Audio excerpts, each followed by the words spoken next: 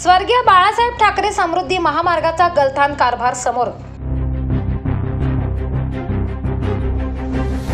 मुंबई नागपूर स्वर्गीय बाळासाहेब ठाकरे समृद्धी महामार्ग फक्त 12 तासात नागपूरहून मुंबईला जाण्यासाठी तयार केला जरी असला तरी मात्र संभाजीनगर येथील टोल प्लाझावर टोल वसुलीसाठी जे कर्मचारी काम करतात त्यांचा मनमानी व बोगस कामकाजामुळे सर्वसामान्यांना त्रास होत आहे।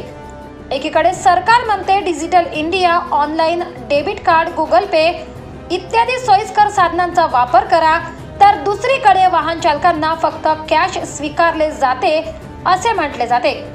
शुक्रवार दिनांक 16 फेब्रुवारी रोजी महाराष्ट्र माझा न्यूजचे उपसंपादक नाशिक ते संभाजीनगर येथून प्रवास करत असताना त्यांना या टोल वसुलीचा नाहक त्रास सहन करावा लागला।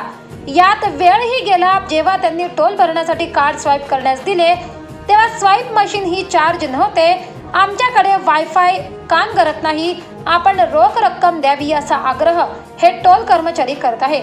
यांच्या या मुजरपणामुळे बाकी वाहनधारकही ताटकळत बसले होते।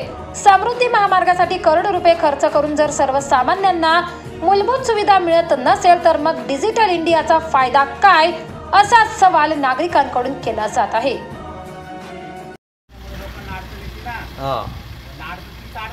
ऑनलाईन असलं तुमच्याजवळ एटीएम असलं तर एटीएम चालतो, कॅश चालतो आणि इथं आम्हाला सर्व्हर प्रॉब्लेम आहे त्याच्यामुळे आम्ही QR वर जास्त घेत नाही।